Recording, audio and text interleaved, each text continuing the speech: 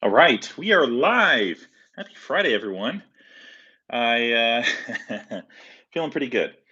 Just had some dinner. Got a cocktail made. Actually, it may not be Friday for some of you. It may be Saturday. So I'm looking forward to hanging out, chatting a little bit about some of these hot topics in the electric vehicle space. And I've got some opinions, of course. Well, hopefully you've seen my video that I posted earlier today on the Roadrunner Tesla Roadrunner project. There's some interesting things there. People have published some pieces on them that are great. Electrics article is really good, and then I also, after I posted my video, I watched Galley's video from Hyperchange. His is really good, but I think mine takes an extra level, goes an extra level deep in terms of research, in terms of hey Michael, in terms of just background on these buildings that Tesla has owned for several years that they acquired by way of Solar City, by way of Solevo, and it's just interesting. I think this is where they've been conducting their battery research for the last year or two. Now they're looking to put things in high drive and really outfit these facilities to output true battery cells that are actually to go into vehicles. I think that my guess is, at least this is pure speculation, up until now they've only produced battery cells um, for prototypes that they've been testing. So I think that once they complete this new construction of these two facilities in Fremont, just down the street from the um, from the manufacturing plant, I think they're going to start putting these into some real cars. So this is where the rubber meets the road, and Tesla spilling the beans on these two facilities here with this initial study that they submitted to the city of Fremont or Alameda County. I think it's actually city of Fremont.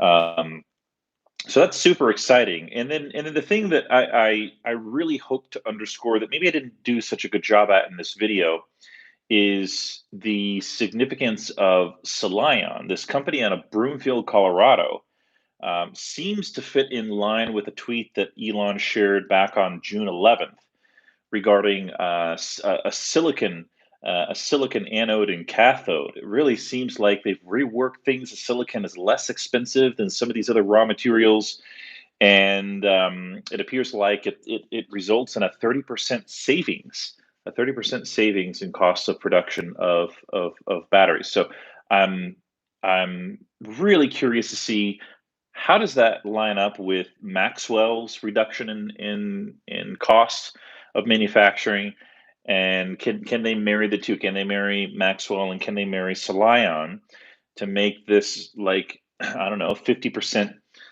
cost reduction in batteries. And going back to one of the things that Elon tweeted earlier this year, I think, or maybe he said it in a podcast, but he said that battery day is going to blow your mind. So what does that mean exactly?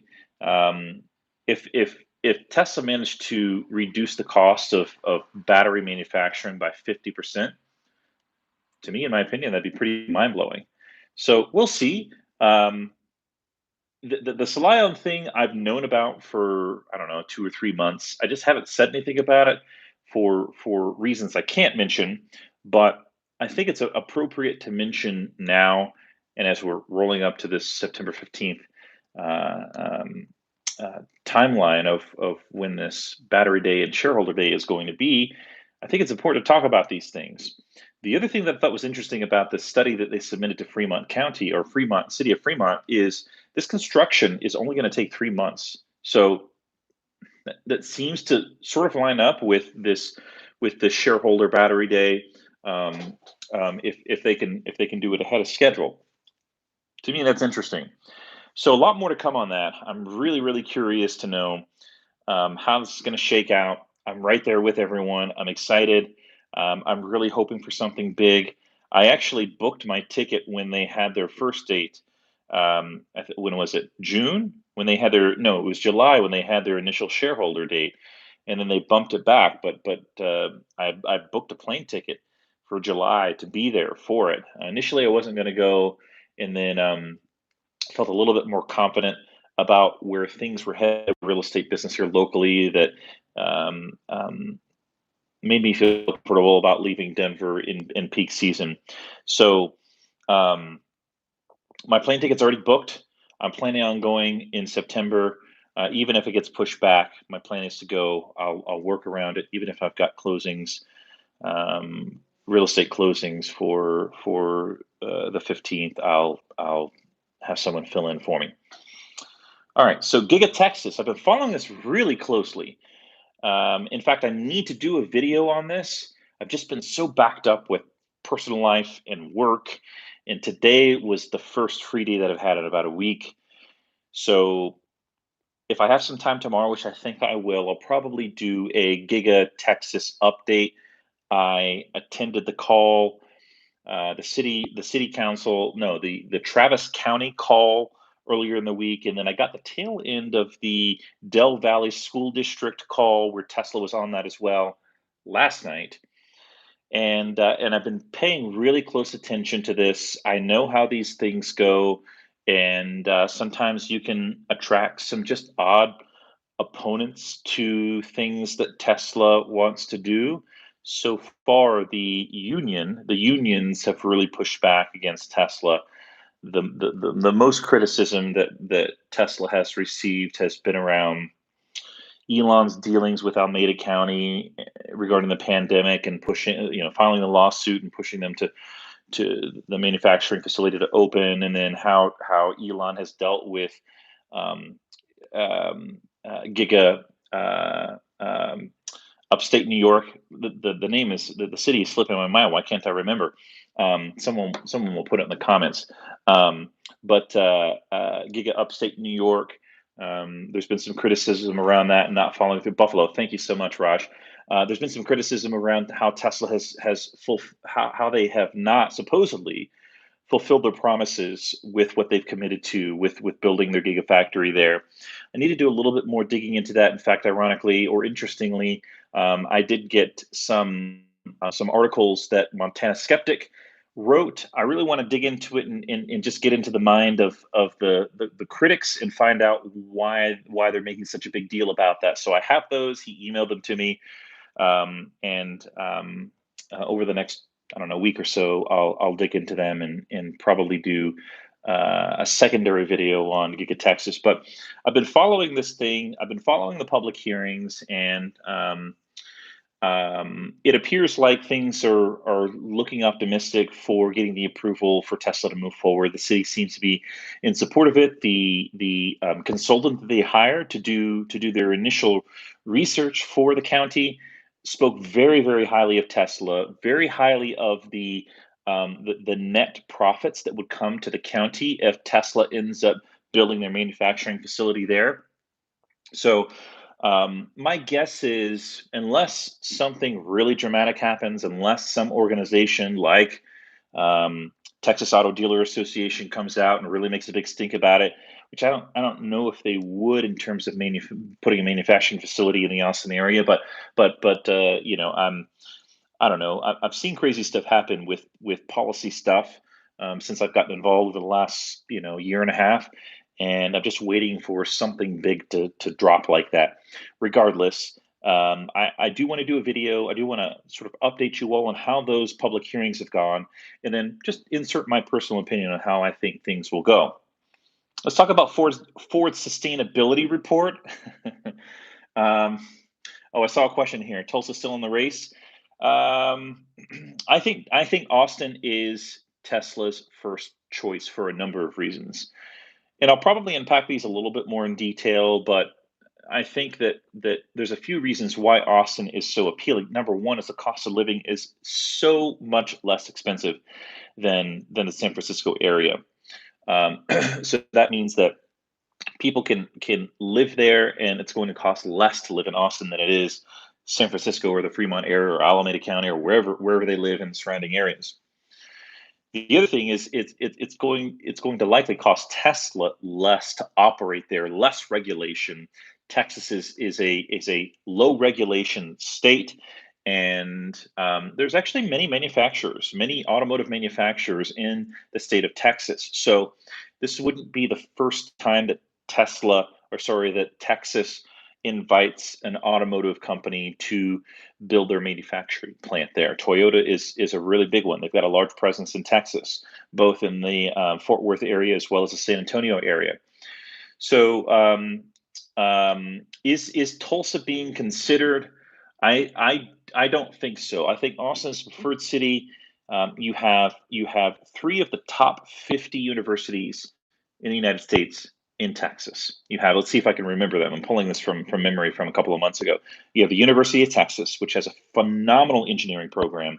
I should clarify that three of the top 50 engineering programs are in Texas.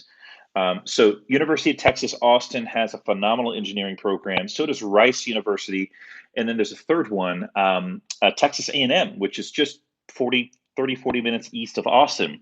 Phenomenal engineering programs. They've got engineering talent there, and I think they can attract the higher paid jobs in the state of Texas. But your blue collar jobs, your entry level jobs, there's plenty of people. Texas is a large state, and I think that people from all over the state would be very attracted to move to the Austin area. By the way, Austin's my hometown, so I know it quite well. I know the area, and that's why I think following this project, I think I can provide some interesting insight. So, one of the things, how are we doing on time here? 11 minutes, 38 seconds. So, one of the things that I found interesting in listening to the Travis County public hearing is that you had, yeah, some supporters, you had some Tesla owners, you had some Tesla employees who did give their public support. You also had some critics, which I think is really important to pay attention to, around just people believing that the county should not give subsidies or incentives for $1 billion company, and a billionaire CEO to come into the Austin area. And I think that they've really missed it. I think that they're only looking at the initial incentive. They're not looking at what are the secondary, the tertiary benefits of a company who is fast growing, um, like Tesla, what that's going to mean to the local economy when Tesla creates 5,000 local jobs in the Austin area. That not only equates to Tesla coming in and building the facility and getting a tax incentive, a tax discount, but that means that you're spurring on the local economy with people who are working at a company that is fast growing, where people can advance and get promoted. And I just think it's a really good idea. The other thing that I think that the area will benefit from is these third party suppliers that are going to be attracted to this area. I'm just, in general, I think that Austin has a lot to offer. I think that the education is great. Austin's already an attractive place for tech companies. So if Tesla wanted to take people from Apple or Google or you name any other major tech company, they're in the Austin area. So I do like that. I think that maybe this is putting a little fuel on the speculative fire here, but I think that Tesla could potentially consider moving their headquarters to the Austin area, or at least having an HQ too, after they build their manufacturing facility.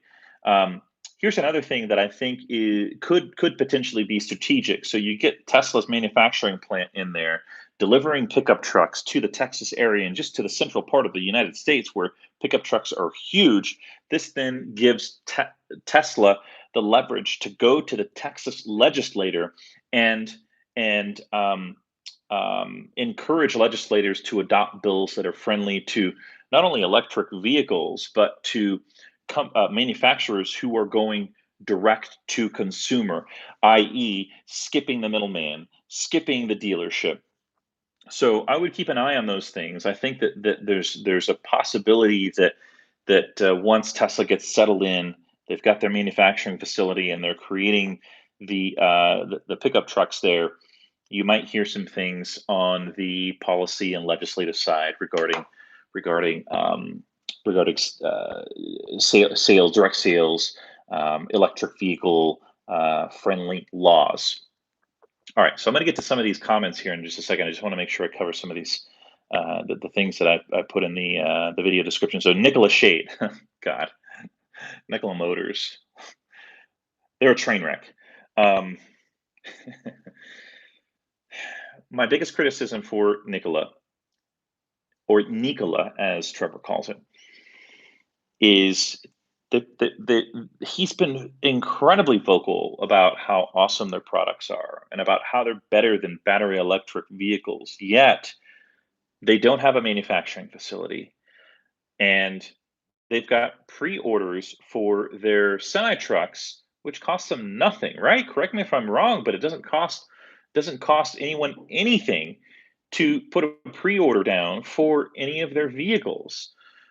So, with the exception of maybe the Badger that's coming up, but they do have prototypes. I was at Nikola Motor or Nikola World last year, and so they do have the prototypes, but no manufacturing facility, and and they're several years away from going into production. So what is this guy thinking? Um, I just think that there's a lot of challenges ahead. Not only with getting the vehicle to production, but my biggest hesitation with embracing Nikola, and I want to embrace Nikola. Um, if they can do it in a sustainable way, they can produce these vehicles in a sustainable way. I support that. But the hydrogen infrastructure, they're literally building from scratch. They also have to get the cost of hydrogen production down so that it makes sense. At the moment, as I understand it, as I did some research about a year ago, and maybe things have changed, but I doubt it. The cost of hydrogen is quite expensive, and for consumer vehicles, it's largely been subsidized by automakers to get people to adopt the hydrogen consumer vehicles. So they're going to have to produce their manufacturing facility for their vehicles. They're going to have to produce the fuel, the hydrogen, and then they're going to have to transport it all across the US so that these semi trucks can refuel quickly. Now, let me talk about the positive side. It's a fast refuel and it's a lighter vehicle than battery electric at the moment. So it's not a complete lost cause, but man, I'll tell you, there's a few really large obstacles. It actually reminds me a lot of where Tesla was back in 2012. There were a lot of obstacles with Tesla back then, and I'm sure that the way that I'm feeling about Nikola is the way a lot of people felt about Tesla back in 2012. They saw a lot of obstacles. They saw a lot of challenges. Sure enough, though, with Elon and with Tesla, they've slowly chipped away. They built out this phenomenal supercharging network that allows you to go coast to coast and transcontinent. Um, we can. I mean, I think that right now I could drive from Canada to Mexico if I wanted to. So the amount of progress that Tesla's made on their proprietary fast charging network is quite remarkable. Nikola has an even greater challenge because what Tesla was able to do with their supercharging network was leverage the existing electric grid. There's electricity everywhere you go. Every gas station has it. Every house has it. Every commercial building has it. Hydrogen, on the other hand, that is not the case. So I'm I've had to reserve a lot of my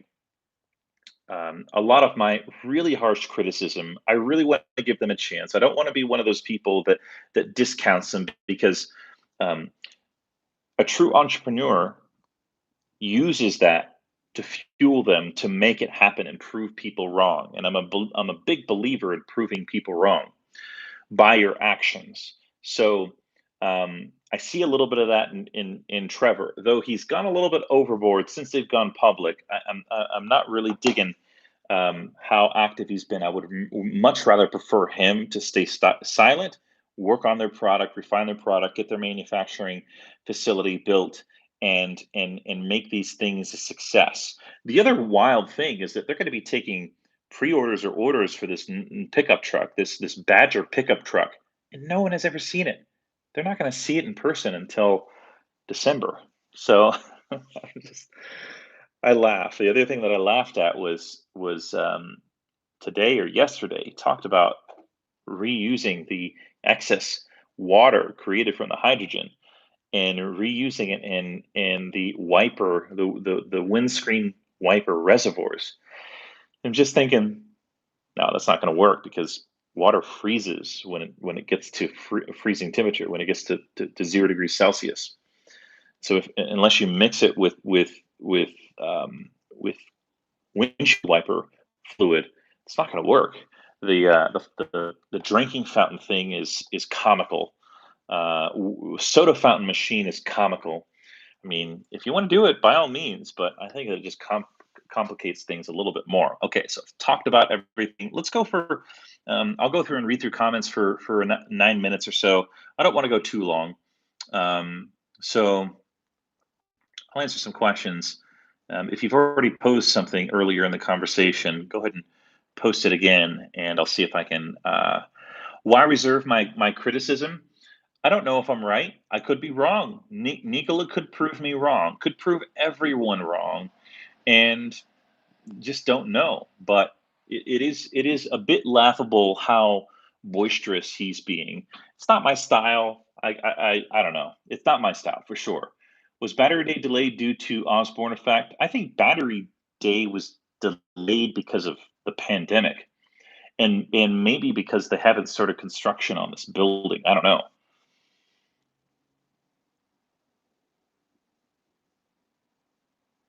Elon says hydrogen fuel cells were staggeringly dumb. Well, Elon's been wrong about other things. He may be right about this, but just to balance things out, Elon has been wrong about some things in the past. People thought that Tesla would not succeed, that electric vehicles were not a viable option, too expensive, ugly. People are proving him wrong, or he is proving other people wrong. Mark, Jack is. I saw that news. That's really, really sad. I'll consider interviewing him, although um, he's not a very nice man. Um, he's been a very, very rude and sharp guy to other content creators.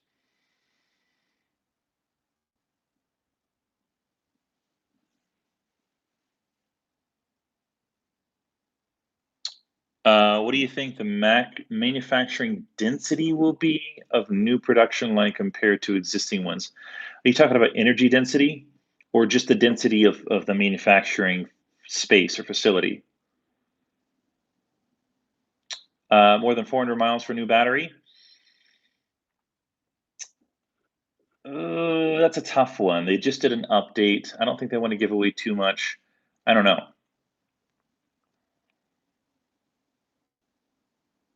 Will Lucid be the Tesla killer? I don't know. They seem to wisely be distancing themselves from being a Tesla killer, which I like. I also like that they've been very quiet about things. Any thoughts on Lordstown unveil or new F-150?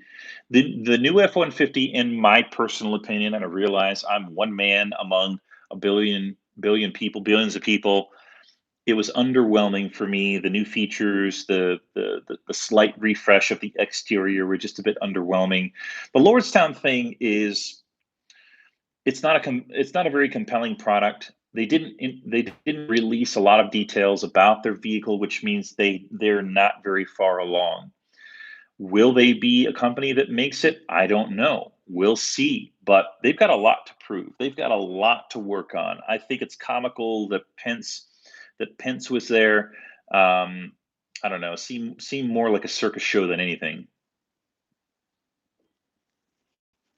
Um, who cares if he's rude?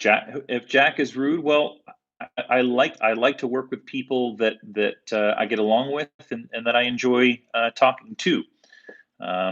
He has not conveyed his congeniality very well if he's got it.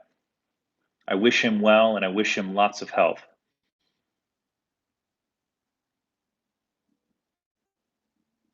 How will the Austin factory affect real estate prices? It'll have a significant effect. It'll have a significant impact. Around the Del Valley area, Del Valley is a very economically challenged area, so the real estate prices are very depressed. Um, um, I think it would be a great idea to buy investment properties in the Del Valley area. Actually, not all of Del Valley is bad, but um, Russ Mitchell is a very intelligent man. I don't necessarily agree with him, but he's very articulate. He's very thoughtful, and I left that conversation thinking better of him than before. He's never been sharp to me, Russ Mitchell. Are you getting a new Tesla? I was thinking about this. I think about this often, Raj. I don't think so. I really want to get a new vehicle, a Model Y. I put in a pre-order for a Cybertruck.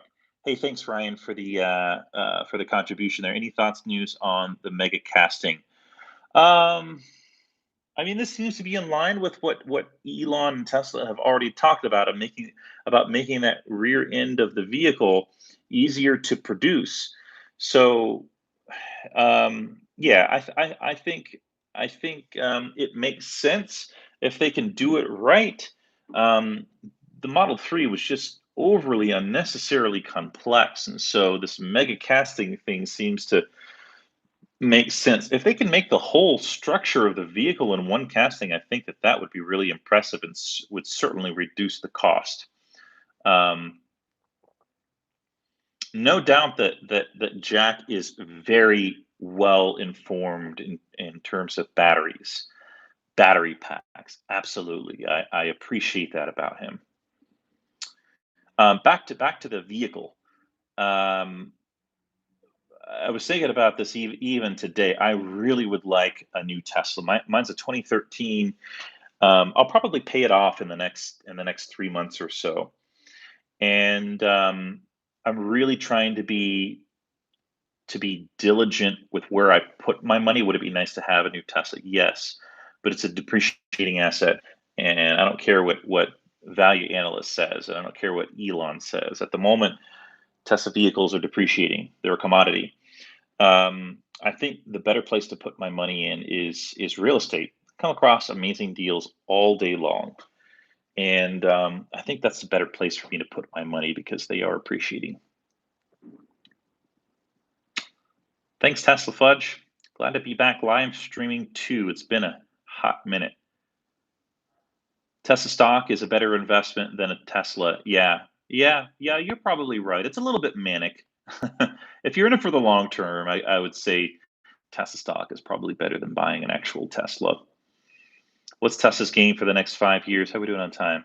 Okay, 2 more minutes, 1.5 more minutes.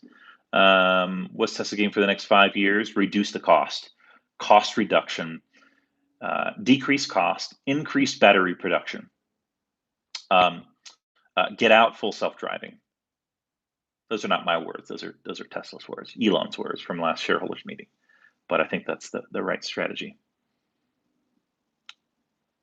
Congrats, Sejal, on your Model Y performance. Funnest car I've ever experienced. How was the build quality? Curious. Yeah, my 2013 Model S is a workhorse. I think I just crossed over. Do I have my phone near me? I think I just crossed over. Where's my phone? Oh, I'm using it to live stream. I think I just crossed over 215,000 miles on my Model S. If I can convert that 215,000 miles to km. Um, oh wow, am I really at 1.1? Oh no, two. That's weird. That was two. Someone's probably going to put in the comments before me. 346,000 kilometers. Yeah, so it is a workhorse. It's been good, although I'm having a problem with my charging at the moment. I gotta look into that. Um,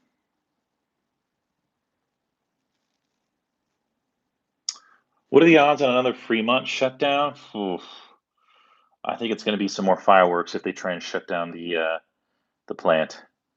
I hope not. That's just too much drama. The way that Elon goes about that sort of stuff is just too sensational. I do get some of it, but it's a little bit too sensational for me. Um, anyways, we're at 30 minutes for the live stream here. Thanks so much for spending part of your Friday evening or Saturday morning with me chatting about what's going on in the electric vehicle or zero emissions industry and market. I hope everyone is staying safe and healthy. And if there's any other questions that I can answer, feel free and put them in the comments. Um, once this thing gets updated, you should be able to put this in like the actual comments section of the video versus the live stream chat. Anyways, good to chat with everyone. Good to see some familiar faces in the chats. Hope everyone's doing well, and I'll talk with everyone soon.